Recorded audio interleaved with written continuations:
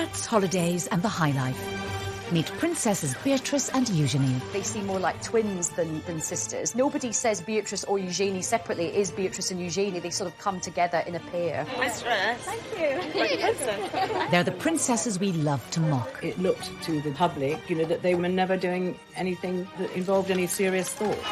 Their parents, Fergie and Andrew, have brought shame and scandal on their daughters. You're embarrassment, sir. They've done so many things which are almost unbelievably stupid that inevitably the daughters are dragged in. I let the side down. Simple as that.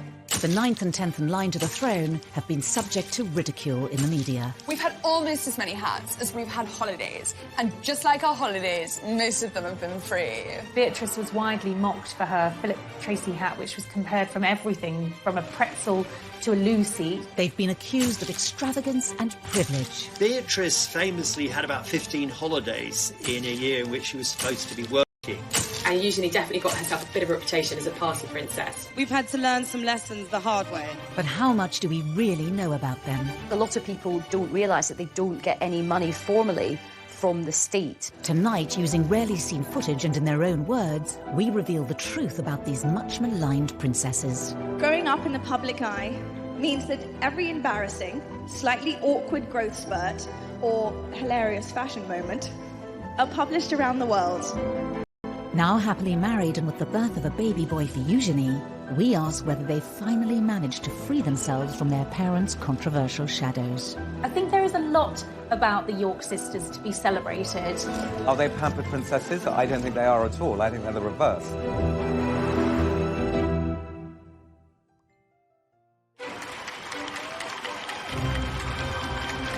August 1988, the birth of a princess.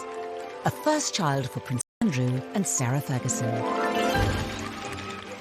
There was huge euphoria. Everyone was just delighted that there was another royal baby, and they came out of the hospital and posed outside. From all the teams of London, congratulations to Her Royal Highness on the birth of a baby girl.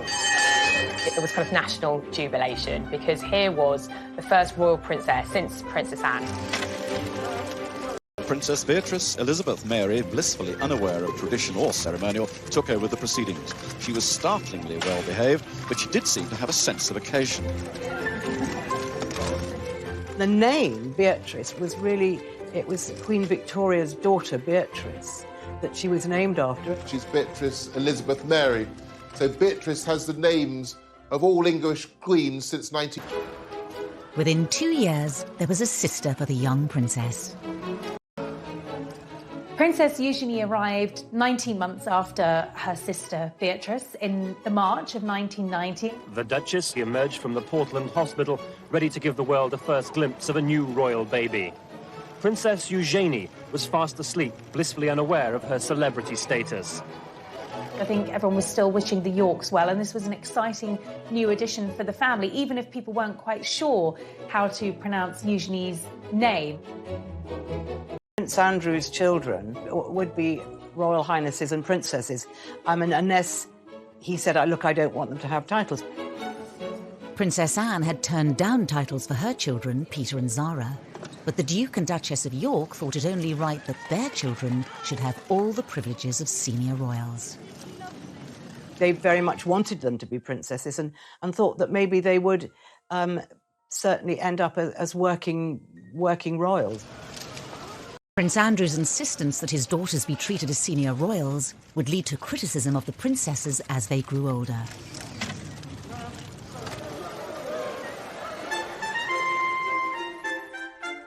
But to really understand the attacks on Beatrice and Eugenie, you have to go back to the marriage of their parents. It was very much the fairy tale, and I think the British public bought into it.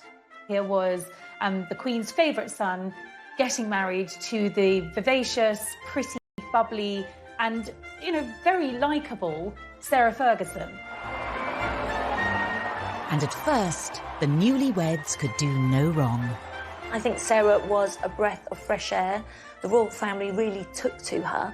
She just was really suited to Andrew and made, more importantly, Andrew very happy. Kiss her then. Why do you want me to kiss Go on, you? hurry up. Why? Hurry up! Start filming, quick. Go on, dare you. You're a monster. But the Duke and Duchess of York's honeymoon period with the tabloids didn't last long.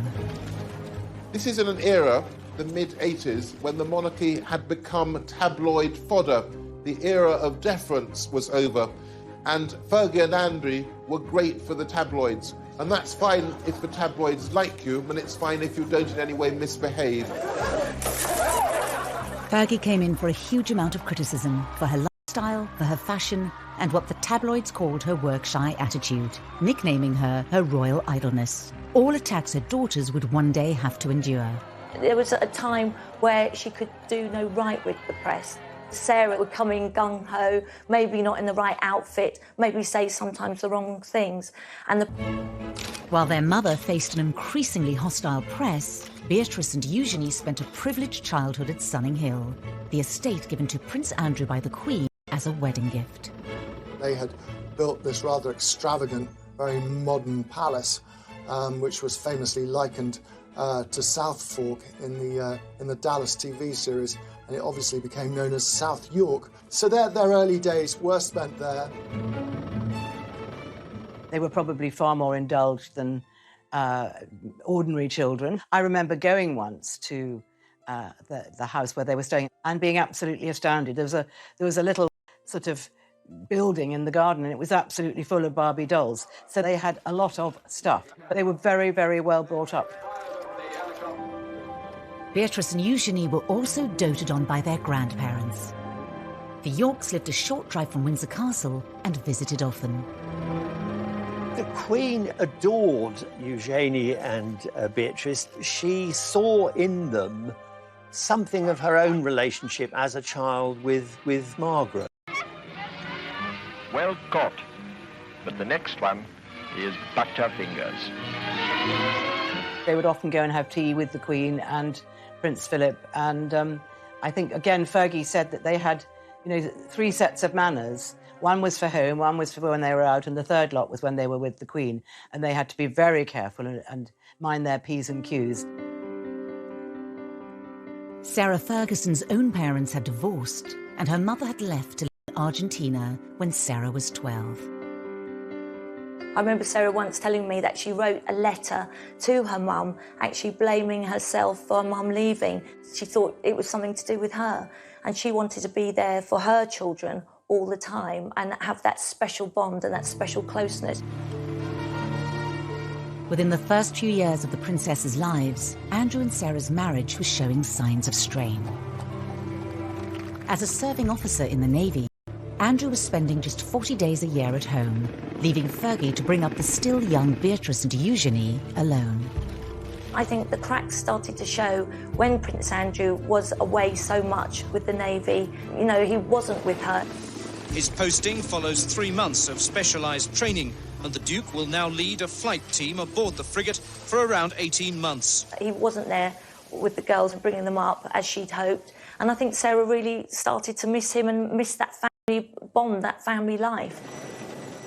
Beatrice was 3 and Eugenie just a toddler when their parents' marriage finally fell apart.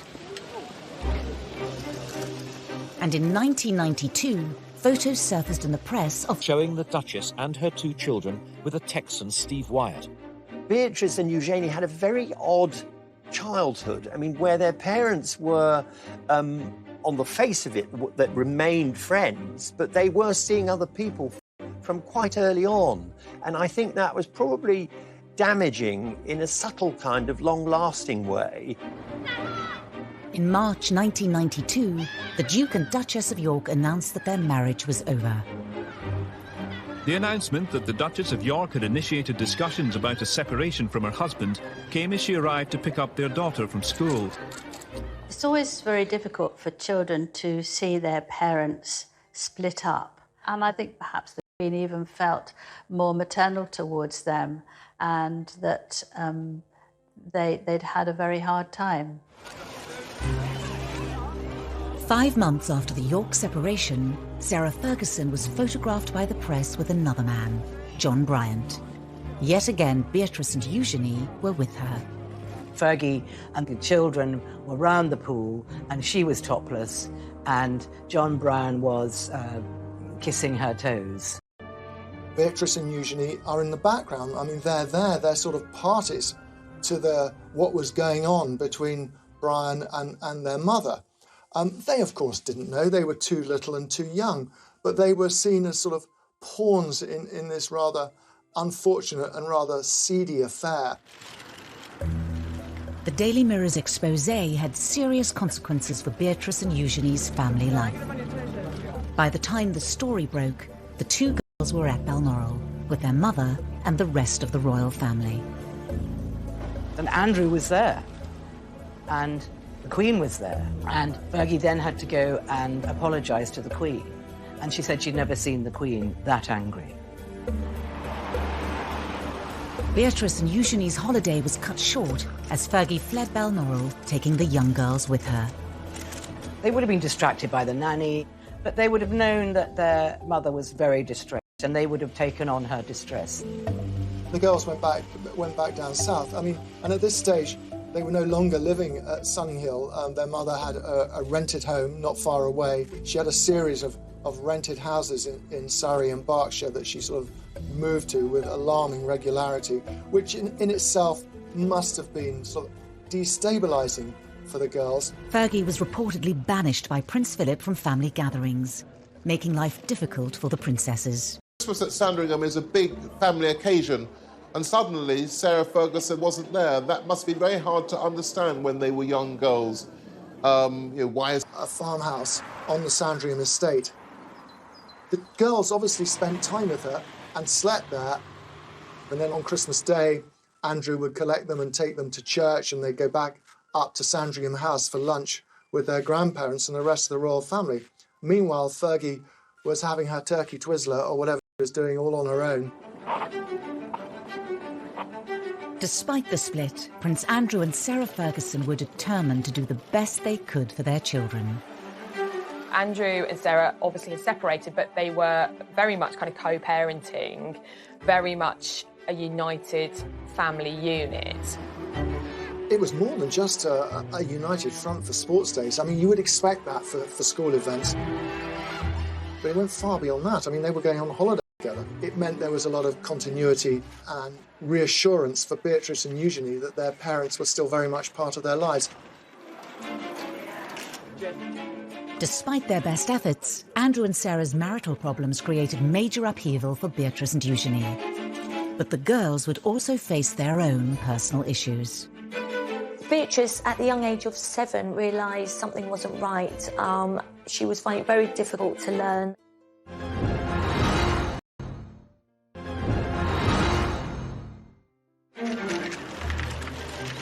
Beatrice was 7 years old and Eugenie 6 when their parents' divorce was finalised in 1996.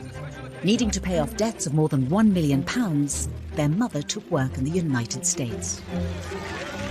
Their mother was spending a lot of time in the States, really trying to clear off an enormous debt that she'd accumulated, from TV projects to book projects. You know, Sarah was literally trying to do anything she could to get herself out of spiralling debts. Their lives were regulated by the school terms, which was probably a very good thing. So I think that they didn't suffer in any way from the fact that their mother had to go and earn money and had to spend a lot of time in New York. But as her mother was increasingly away, Beatrice was facing up to her own difficulties. She'd been diagnosed with dyslexia. Beatrice, at the young age of 7, realised something wasn't right. She was finding it very difficult to learn, and she was worried she was going to get teased from others and wouldn't fit in. Beatrice would later speak movingly of the condition in an interview for the charity Made by Dyslexia. You know, I remember we had different coloured books to describe how far away your reading levels had got to. And I was always on the white books. My best friends were always on the yellow books or the green books. They were so far ahead. And I think at that stage, those moments of doubt just pop into your head. Upending royal tradition, it was decided to keep Beatrice at a local school in nearby Ascot. I think Sarah felt it very important that Beatrice was made to feel very secure and that her mum was just round the corner if needed. But there were further issues for the family to deal with.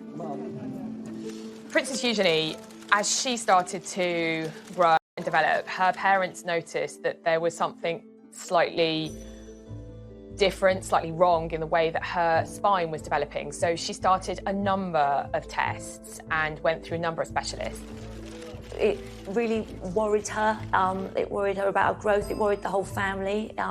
It was a very sort of scary time. At 12, Eugenie was diagnosed with scoliosis, curvature of the spine.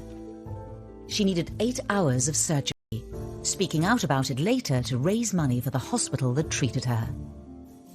I had scoliosis of the spine, which my mum found. They put metal rods in my neck and 8-inch screws up my back, which have now fused together and keep me straight. She makes private visits to see patients, and I understand that she writes to many child patients who have to undergo the same thing as her to say, look, I had it done, best decision in my life. Yes, it was tricky. Yes, I had to wear a back brace, but the upshot of that is that I'm able to ride, I'm able to walk, I'm able to ski, I'm able to lead a completely active life. In their young lives, the princesses had coped with the public scandals surrounding their parents and their private battles. There would be further struggles ahead as they carved out new roles for themselves. But uniquely, they always faced these challenges together. They're very close friends and very close sisters, but they're very different personalities. Beatrice is perhaps a more formal and more reserved. Eugenie is, I suppose, what might be described as bubbly and chatty. The more confident Eugenie chose to go away to Marlborough College, the co-ed public school also attended by Kate Middleton. Marlborough is quite progressive boarding school. It's very sporty. It does a lot of art, does a lot of drama. It's not just about the academic achievement of its pupils. And that really suited Eugenie, I think. And she made a core group of friends there with whom she'll be friends for life. Beatrice, who is, I think, the quieter and perhaps shyer of the two girls, went to an all-girls school in Ascot. She delayed her GCSEs for a year because of her dyslexia, and she didn't get the best grades, but she did go on to become head girl. William and Harry. There was a stage when kind of Harry was falling out of nightclubs, and it would normally be Eugenie as his right-hand wing woman. And they certainly enjoyed themselves, and Eugenie definitely got herself a bit of a reputation as a party princess. Away from the limelight, the public began to see a different side to the princesses, and one that wouldn't go down well. They were mixing with a fast crowd, and it looked to the general public, you know, that they were always having a good time and never doing anything that, you know, involved any serious thought. The press was beginning to draw comparisons between Eugenie and Beatrice and their parents. I see myself as a mini mummy, so I kind of have this sort of image that anything you could do, I want to do better. So I want. I have to tell you, that's easy. The comparisons were not always favourable. When Eugenie went globetrotting on a gap year to mark the end of her A-levels, the tabloids weren't far behind. The suggestion really was that here was a couple who were living beyond their means, cashing in on their royal connections, and weren't Beatrice and Eugenie going to be just the same? It was almost as if they were tarred with their parents' brush from the outset. Eugenie went to South Africa and on to the Far East. She was sort of flitting from country to country, as most middle-class young people do who take gap years. But of course, she was accompanied by police bodyguards, and that meant we, the taxpayers, were paying for policemen to accompany her to the fleshpots of the world. The taxpayers' share of the bill added to the reported £500,000 already spent on the princess's protection each year. Prince Charles decided, as they would not likely to be very senior royals, that this was too much for the public to pay, so he stopped that. Prince Andrew was so angry that he wrote a note to the Queen saying that he wanted them to be considered as proper royals and he did not want the protection officers to leave them. Usually the Queen gave in to him. She had this huge soft spot for him and he could persuade her to his way, but this time she refused. Written off as pampered princesses, Eugenie and Beatrice tried to keep a low profile. And in 2010, the sisters, now just 20 and 21, found themselves embroiled in another of their mother's scandals. She was caught on camera, essentially selling access to her husband and to someone who she believed was a... And when you can, to me, open doors. New Prince Andrew? Yeah. Is that a deal? Yeah. It was a nightmare for Sarah Ferguson. It was a nightmare for her children. It was just a sort of a nightmare for everyone. Beatrice was with her mother when the phone call came, warning them that the news of the world was publishing the exposé. Beatrice, who was at a party held by Naomi Campbell, the model, just kept asking her mother, how did this happen? You know, how? And they left the party immediately, effectively went into hiding, knowing that once again, her mother's reputation was about to be completely trashed. Beatrix admitted that she spent several days crying when one of her friends went and stayed with her overnight for 2 days because she was so traumatised and so unhappy. Her anger was directed at the press. And just as they have done throughout their lives, Beatrice and Eugenie leapt to the defence of their mother. They called themselves the tripod, and that's exactly what they were. They leaned on each other, they depended on one another, they were absolutely a unit, and nothing was going to come between them. Over the coming years, it would be the turn of Sarah Ferguson to defend her daughters against their critics. People have been so brutal to them, particularly in the press, about how they look. And Sarah spoke to the editor at the time and she said, look, just back off. It's not fair.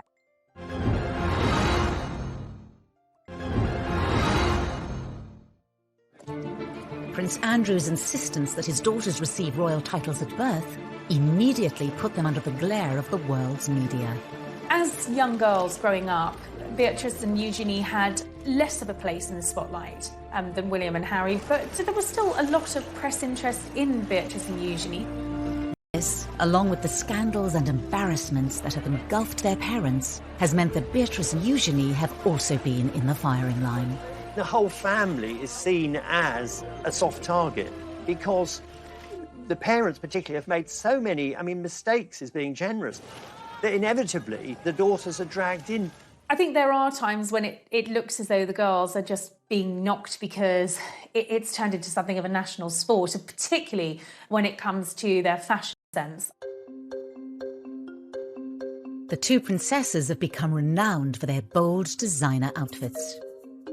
People have been so brutal to them, particularly in the press, about how they look, which is just so old-fashioned and sort of sexist in this day and age.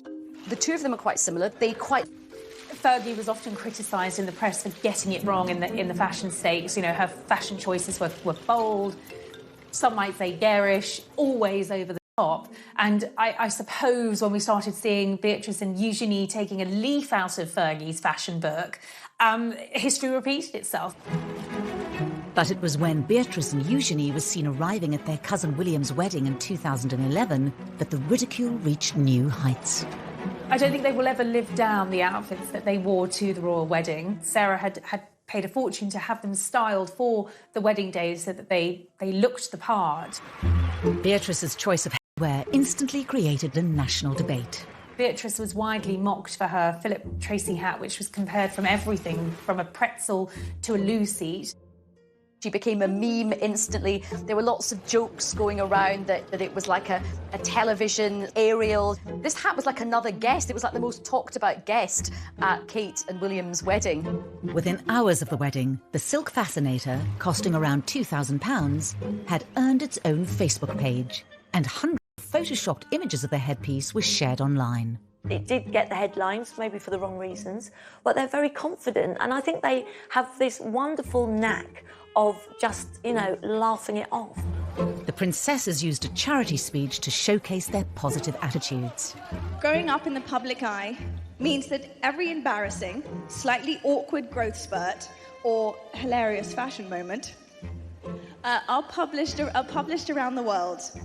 Together We have laughed, together we have cried. Ultimately, though, together we fueled each other's sense of humour. Beatrice actually did something very clever. She turned the thing around brilliantly by auctioning the offending fascinator. It raised £81,000 for charity, which she got a lot of good publicity for that. And it showed that, unlike her parents, there are times when Beatrice is quick on her feet. The princess's love of headwear became infamous and was mocked by the critically acclaimed Channel 4 show, The Windsors. If there's one thing we're famous for, it's our holidays. Yeah. Hats. So basically, this is just like a small selection of some of the incredible fascinators that I've got. So, and these cost like in and around about £1,000, £2,000 each, which is a lot, like if you're poor. They were called the Frumpy Sisters, the Two Ugly Sisters. You know, the press were very cruel, and that must have been incredibly upsetting for them. In 2018, the princesses opened up about how the scrutiny has at times taken its toll, particularly after one royal engagement. They spent an hour or two in Buckingham Palace meeting dozens and dozens of people, doing the royal job, and admitted that they were both in tears and trying to comfort each other because they felt they'd been so badly treated. Even Beatrice's weight was criticised when she was just 19, proving once again that life in the spotlight came with serious downsides. Beatrice was pictured on a beach in a bikini, and those pictures were published in all of the newspapers.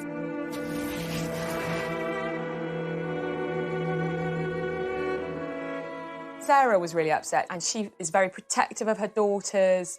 And I think she spoke to the editor of the Daily Mail at the time, and she said, look, you just back off. It's not fair.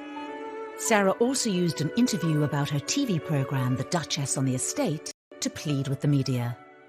Everybody is talking about these zero models walking up and down the catwalk, and then they say they're all too thin. Victoria Beckham's too thin, and this person's too thin. And then someone who's a good size 10, oh, she's too fat, she doesn't take drugs, she doesn't smoke. You know, she's going to university in September reading history. Give the girl a break. It was probably reminding her of the fact that she had a very hard time in the press when she was younger as well. It's partly guilt by association. They're an easy target because their mother's always been a target.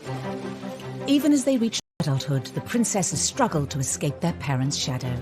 I think that a lot of the things which have been said about Beatrice and Eugenie were kind of as though they were their parents' appendages and as though they weren't independent people. There is one area of Beatrice and Eugenie's lives that gets very little press coverage. I think people don't realise that both Beatrice and Eugenie do actually have full-time jobs, and they have built up their own independent careers. And of course, a lot of people don't realise that they don't get any money formally from the state.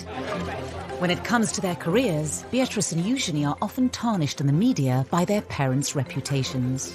Eugenie, we're going to have to get jobs. Is that like when Daddy has a party for Arabs and British businessmen? No, I think a job's where you have to go into a building or something. Yeah. As titled princesses, it was expected that Beatrice and Eugenie would become full-time working royals.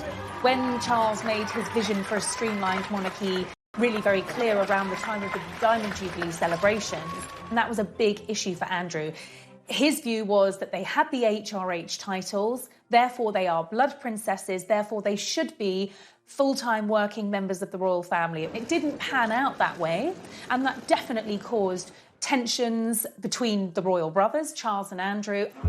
For Beatrice and Eugenie, the dilemma of being non-working royals who have princess titles lies at the heart of many of the issues they have to grapple with. For two members of the royal family who are as close as Eugenie and Beatrice to being core members, it is unusual to be working. They wanted to go out and get jobs, but it did take a while for them to get to that position. When they left university, came back from their gap year, you know, they were still living very much within the protective bubble of the palace. In 2011, Beatrice graduated university with a 2:1. After a year working in New York, she embarked on her current career in the tech industry, splitting her time between the UK and America. They've both actually done incredibly well. Beatrice is the Vice President of Strategies and Partnerships at an artificial intelligence agency, so she's really quite senior in the tech world. Eugenie followed in the footsteps of Beatrice. After also graduating with a 2:1 in 2012, she too moved to New York, but embarked on a very different career path to her sister. Eugenie has seemingly always been interested in the arts, and she went to New York and worked for an online art business. Eugenie had also begun a relationship with her future husband, Jack Brooksbank, who she'd met on a ski trip. After dating long distance for 2 years, Eugenie returned to London in 2015. And then she came back and got an amazing job with a huge international art dealers called Hauser & Wirth in Mayfair. With careers outside the monarchy, Beatrice and Eugenie have gained experience that's out of reach for many of their royal relatives. They have one foot in the royal family because they still go to events with core members of the family, and they have one foot in the real world. They do it because they want to work and they're very grounded and they like being around normal people. Distancing themselves from their parents' reputations for failed money-making ventures, the girls forged more stable paths. But as members of one of the most famous families in the world, how normal can their lives really be?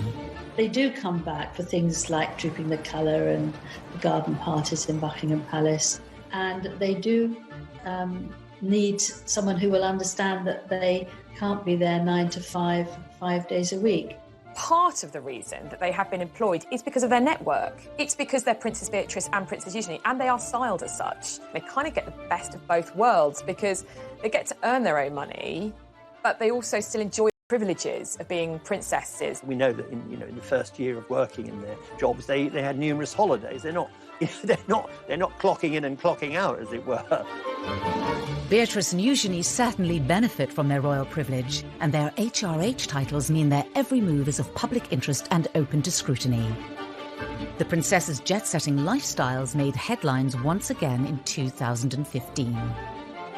Beatrice famously had about 15 holidays in a year in which she was supposed to be working, and then was horrified when, this was criticised. She clearly thinks this is her private life. If her employer is happy, then that's absolutely fine. And the same applies to Eugenie. The princesses had clearly inherited Andrew and Sarah's love of the high life, and although not paid for by the state, the many holidays fueled their reputations as pampered princesses. Clearly somebody had a word and made it very clear that there needed to be some settling down. Otherwise, this really was risking damaging the reputation of the monarchy. The princesses showed they were able to respond to public perception in their speech for the charity We. As young working women in the public eye, we've had to learn some lessons the hard way. In many ways, we are grateful for that, in hindsight, naturally. As royals, they also carry out public duties too. Beatrice and Eugenie are patrons of a wide range of charities. In the same way that Sarah has always used her public profile to promote charitable causes, Beatrice and Eugenie have both been very active in the charity world and have chosen charities that are meaningful and relevant to them. So Beatrice has aligned herself with children's charities with a focus on education and the dyslexia charity that she works closely with. I really see the work that we're doing, raising awareness around dyslexia, as a true pillar to stand up the concept of reimagining education. Beatrice ran in the London Marathon in aid of charity, the first member of the royal family to do so in 2010. Really excited. I'm desperate to get to the start line. I'm desperate to get going. Eugenie has most recently focused on anti-slavery and empowering women. She went on to become the patron of the National Orthopaedic Hospital, where they were introduced through mutual friends. He was 4 years older than her, gone to Stowe School, came from a good background. What a lovely couple, great fun. Jack is just very relaxed, very normal. They both like to have a sort of late night, have a few drinks, and it was just an instant chemistry and attraction. Eugenie hadn't had actually a very important or long-term relationship up until then. They dated for 7 years before they got married. Although not from an aristocratic background, Jack mixed in the same circles as Eugenie. They've got similar mutual friends. Jack gets on well with Prince Harry, and Sarah absolutely adored Jack, as did Beatrice, and he just seemed to fit in with the family so well. When they met, Jack was working at Mahiki nightclub, where Eugenie enjoyed nights out with Beatrice and her cousin Harry. He works in hospitality, he is a brand ambassador for a tequila company, Casamigo, and he didn't go to university, he actually went straight into the trade of hospitality. And even... I'm just off to work. Have a good day, darling. Tequila. Shots. Eugenie and Jack announced their engagement in 2018. To mark the occasion, the couple also did an interview with ITV's long-running daytime show This Morning. How would you describe each other in just 3 words? She's this bright, shining light. I was quite surprised that they did an engagement interview because they do occupy this kind of hinterland between... They're not senior working royals. They are private individuals. So ordinarily, you wouldn't have a engagement interview for a private royal. So the iconography was, this is a royal wedding. And the interview was in Buckingham Palace. But Eugenie's big day had to be put on hold. Because of the order of hierarchy, she actually had to wait for Prince Harry to marry Meghan before she could marry Jack, even though they'd been engaged for a long time. There was a certain amount of upset about that, and upset about being told you've got to wait. The British public won't be able to be even remotely enthusiastic about this wedding. As a senior royal, Harry's wedding came first, but Prince Andrew was apparently determined to make sure that his daughter's was no less important. I think particularly Prince Andrew, he's always been a bit miffed that they were never made full working members of the royal family. So I think this was his opportunity to really show them off to not just the country but to the world and say, yeah, my daughters are absolutely up there with, you know, William and Harry. Eugenie's big day was looking to be an extravagant affair. Prince Andrew very much wanted to have a big funfair for his daughter. It was very difficult because I feel that a lot of the public didn't want this. They thought it was a waste of taxpayers' money from the security. They aren't senior royals, so why should they have the same as Prince William and Prince Harry? And a lot of it, of course, revolved around Prince Andrew, whose reputation was sinking fast by this stage, and it was seen as sort of him being too excessive.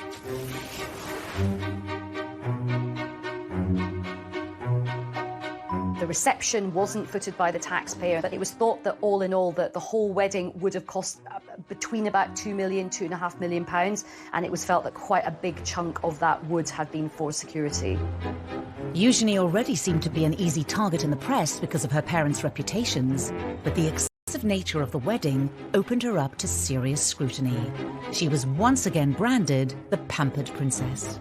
It was Eugenie trying to compete in glamour with Harry and Meghan's wedding, but this is someone who's ostensibly an ordinary working person.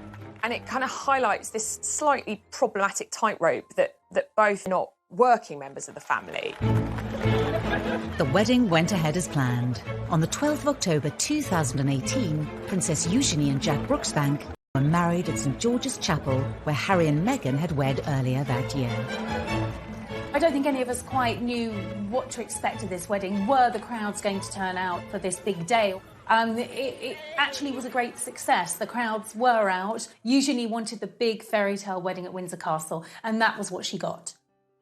When it came to numbers, Eugenie and Jack did certainly outdo Harry and Meghan, with 200 more guests at their nuptials. The wedding was huge. I mean, I think 800 guests, but Fergie has a lot of friends and she loves parties and she loves organising parties, and it was never going to be small. Among the 800 guests were many well-known faces.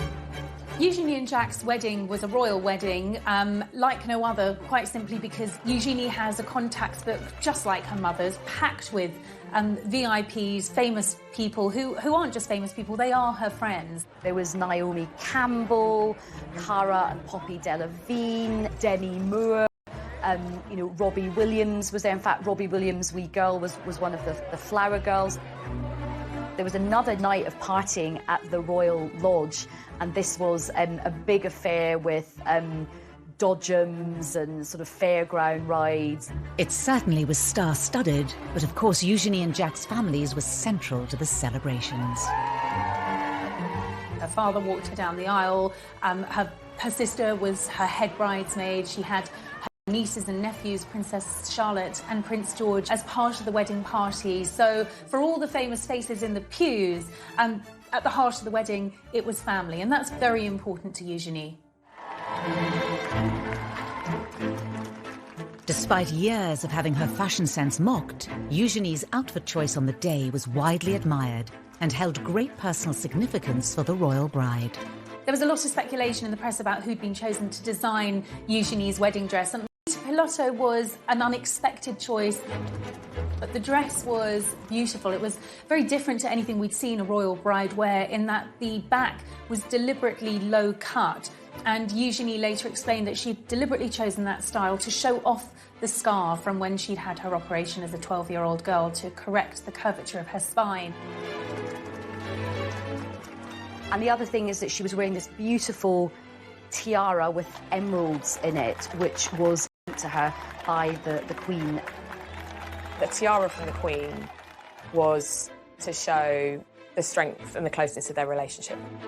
Whilst the weddings of Harry and William were broadcast to the world on the BBC as well as other channels, his people asked the BBC if they would televise it, and the BBC said no. in the end, the ceremony was broadcast on ITV in an extended episode of This Morning, watched by 3 million people. There'll be a few more people than most people have. There are a few more than Harry had, but that's just the nature of Eugenie and Jack. They've got so many friends that they need a church of that size to fit them all in. I remember watching the interview they did with Prince Andrew, and I kind of winced. Our wedding's bigger than your wedding. Despite all Andrew and Sarah's efforts to ensure all eyes were on their daughter, attention once again turned back to Harry and Meghan. That day was somewhat overshadowed when, just a day later, Harry and Meghan publicly announced that they were expecting their first child. It's understood that they shared that news with close family friends at the wedding itself, and understandably that was upsetting for Princess Eugenie. Although Meghan and Eugenie get on perfectly well, they are not good friends. I just don't believe it was a coincidence. But after Eugenie had her fairy tale wedding in the spotlight, Beatrice had no choice but to keep hers out of sight. Suddenly, the entire world is looking at Prince Andrew and their family, and it is one of the biggest scandals.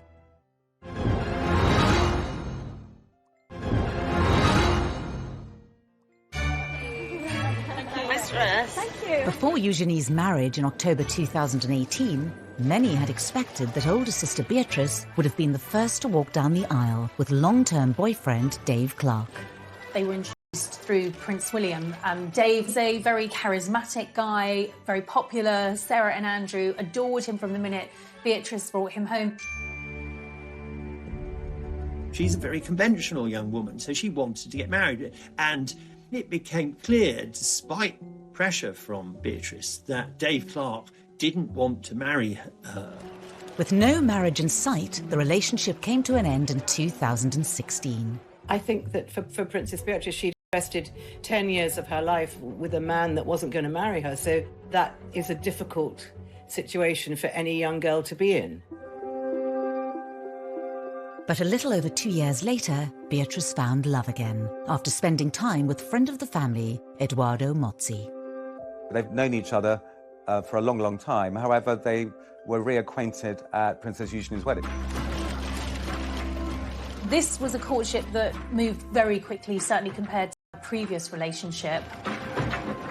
Just a year after they started seeing each other, Edoardo proposed. Beatrice's engagement to Edoardo Mozzi family for a long time, so it couldn't have been happier for her. 36-year-old multimillionaire Mozzi made his fortune as a property developer after studying politics at Edinburgh University. He's of Italian heritage with an English mother, was brought up in England, and is a successful, talented, young professional man.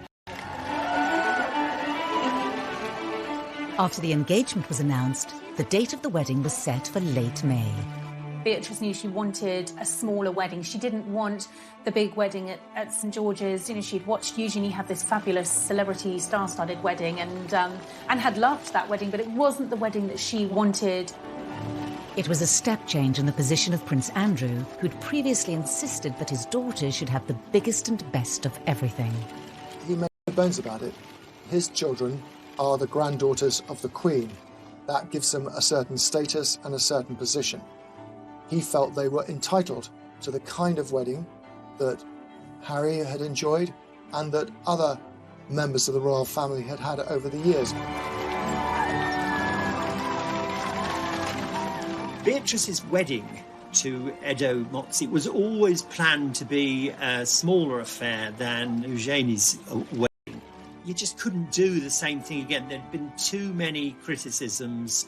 And more than that, of course, we were in a year where, well, to put it delicately, Andrew was once again in the most awful trouble.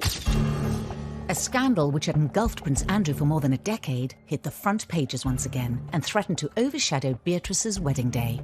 The Yorks have gone through so many scandals, but by far the most damaging has been Andrew's relationship, his friendship with the late paedophile Jeffrey Epstein.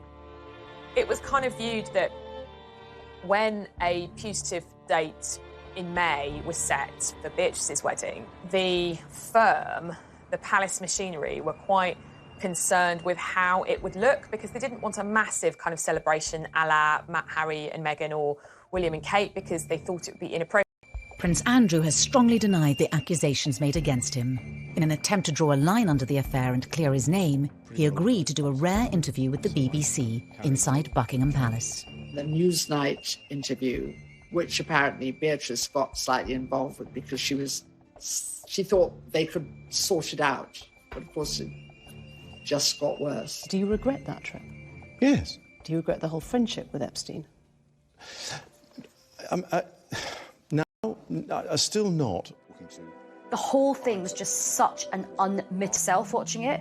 Really, really protective of her father. She probably felt angry at the BBC. It would have been heartbreaking for her, really, because her parents had relied on her advice for many other things. And this time she was in a very difficult situation and she went against her instinct. I wonder what effect all this has had on your close family. You've got daughters of your own. It has been what I would describe as a constant sore in the family. She wanted the right thing. She wanted her dad's name to be cleared. She believed in her dad. Anything she could do to try and save her father and also to save her wedding day. Their father was taken out of frontline royal duty, making a public wedding difficult. It was still going to be a royal wedding. No decisions have been taken over whether to film it. There would have been some photographers, and then the reception at Buckingham Palace would have been private. But of course, the COVID-19 pandemic threw everything up in the air. As the country went into lockdown, the wedding was postponed. Everyone felt so sorry for Beatrice because she was the one that, kept having to change her plans. And of course, this is a virus that doesn't discriminate in terms of class or privilege, and it doesn't matter if you are 9th in line to the throne, you still have to obey the same rules as the rest of us. But just 2 months later, in a move that shocked everyone, Princess Beatrice married in secret. These beautiful photos of the happy couple are the only official record of the day. COVID, in a way, lessened the embarrassment of a wedding at which Andrew had to virtually be brought in a sack because he was in such disgrace. Princess Beatrice managed to pull off something no modern member of the royal family has done.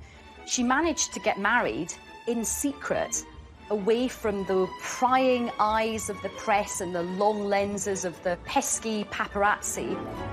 It ended up being in actually one of the most beautiful places in England, which is the chapel in the grounds of Royal Lodge, where the Queen worships every Sunday. The Queen was heavily involved in the wedding, even lending Beatrice a modified version of a vintage dress by Norman Hartnell that she herself had worn to a film premiere in 1962. It was just stunning. She looked absolutely beautiful. I think you can see that the Queen really does hold Beatrice very fondly. The Queen also offered her the tiara she'd worn on her own wedding day, in another clear sign of support for her granddaughter. For all the people who criticised her about all her outfits, she really had the last laugh because she looked absolutely box office. The public. It was rather heartening to see the pictures, and I thought this is a very good way of dealing with Andrew's fall from grace, dealing with the pandemic. In a video announcing the winners of a drawing competition for the Forget Me Not Hospice, Beatrice talked for the first time in public about the wedding. Do you think this might be my wedding? Because I had a chance to get married this summer and it was so much fun. But I'm not sure I looked as smart as Russell Bear does in his outfit. I think Beatrice and Edo were actually very happy that it happened that way. It was very private, it was all very low-key, which is exactly what Beatrice and Edo wanted. With both princesses happily married, the birth of a new baby for Eugenie heralds a new generation for the House of York. Principally, it means some good news. Second child, August, will bump down to number 12. Up until the birth, both York sisters continued their work with the charities of which they're patrons, even under lockdown, hosting an awards evening over the internet for the Teenage Cancer Trust. We wanted to let you all know that you're not all nominees, you're all winners. I think we could see the great work these girls do, that even with this pandemic that we're all in, it was so amazing and so special for those that were winning these awards. So thank you so much for sharing today and for doing all that you can to support young people and Teenage Cancer Trust. They've tried to tell people their own ways of managing very difficult things and also to, I think, inspire them. Beatrice has been an ambassador for the Forget-Me-Not Children's Hospice for more than 8 years, and during isolation sent a heartfelt message of encouragement to the young people and families who were supported by the charity. I know that this is an incredibly challenging time, especially for those living in isolation, not receiving that face-to-face support, which is delivered by the incredible nurses and staff at the hospice. Between them, the sisters are patrons and ambassadors to over 17 charities, which they support in their spare time alongside their full-time jobs. This dedication appears in stark contrast to their portrayal as spoilt and brash princesses in the media. So they may have had criticism because people didn't like their hats, which is fairly absurd. They see themselves as having a duty to the Queen to be good princesses for the rest of their lives and to do great charitable work and support the country and the Queen. I don't ever hear anything unpleasant about them. Everybody that meets them says how charming they are, which is really nice. And nice for Fergie too, because it means at least she's done something right. Throughout the scandals and deep embarrassments, the York princesses have remained loyal to their disgraced parents. Prince Andrew and Sarah have the most amazing relationship. It was one of the happiest divorces I've ever known. And they get on so well. And they even live together. Their parents are always in the papers, usually. The girls have been tarred by the same brush. I think they've been in a very difficult position. They have had the burden of the HRH title whilst trying to create independent lives themselves. I think sometimes it might be nice to see them celebrated for some of the good things that they do. We're working on it. Thank you for talking to us. Thank you. So it's as if everyone's waiting for them to make a bigger blunder. You know, the parents have been a godsend to the newspapers for 30 years. You just have to wait, and they'll do something even worse than the last thing that they did. But I don't think the daughters will do that. The York family have created their own sort of fortress against all the sort of slings and arrows that have been thrown at them. And I suspect that Beatrice and Eugenie just get on with their lives. And I think now that they're married, they've got so many other things going on that they're able to do this. Both women want to have a happy marriage that, frankly, their parents didn't have. They don't want to go through what their parents went through in the spotlight. They want to live quiet lives below the radar, the antithesis of the lives that their parents have lived. Beatrice and Eugenie have worked hard to balance two very different lifestyles and carve out a modern role for themselves in the royal family, something that other members have been unable to achieve. I think actually that Beatrice and Eugenie have been very successful in combining their royal persona with their ordinary working persona. And they seem to have kind of struck the right note with that. I think that both of them are able to be in the modern world and are both able to bridge the world and the occasional formality of the royal family with the modern world of work. With Prince Andrew and Prince Harry both taking a step back from frontline royal duties, could a more prominent role for the royal princesses beckon? We've lost Harry and Meghan from the royal firmament. Prince Philip's retired. Andrew, he's never going to come back to full-time royal duty. So effectively, you've lost 4 senior members of the family. Philip, Andrew, Meghan and Harry. That does leave a void. So it may be that one or both of these daughters start to play a bigger part. The Duke and Duchess of Cambridge have done a brilliant job, but they can't do everything. Nobody can be everywhere. If Beatrice and Eugenie do step up to fill the royal gap, will they be able to change the way we all see them? Are they pampered princesses? I don't think they are at all. I think they're the reverse. They've had to deal with a lot of criticism. You can certainly detect a softening in the attitude of the newspapers to Beatrice and Eugenie. That two daughters who haven't really done anything wrong should be pilloried. The girls have definitely won over the public. I think that the public are definitely looking at them with different eyes. The road has sometimes been a bumpy one, but they are married, they are really free, I think, from their parents now in a way that they haven't really been up until now. They are financially independent, and they are living their own lives. And I think there is a lot about the York sisters to be celebrated.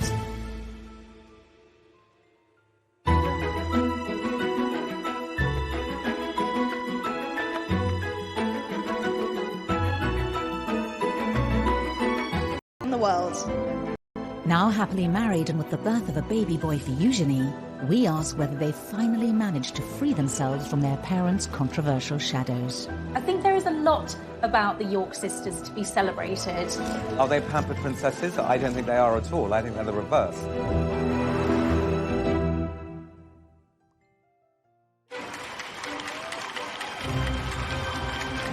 August 1988, the birth of a princess. A first child for Prince Andrew and Sarah Ferguson. There was huge euphoria. Everyone was just delighted that there was another royal baby, and they came out of the hospital and posed outside. From all the people of London, congratulations to Her Royal Highness on the birth of a baby girl. It was kind of national jubilation because here was the first royal princess since Princess Anne. Princess Beatrice Elizabeth Mary, blissfully unaware of tradition or ceremonial, took over the proceedings. She was startlingly well behaved, but she did seem to have a sense of occasion. The name Beatrice was really, it was Queen Victoria's daughter, Beatrice, that she was named after. She's Beatrice Elizabeth Mary.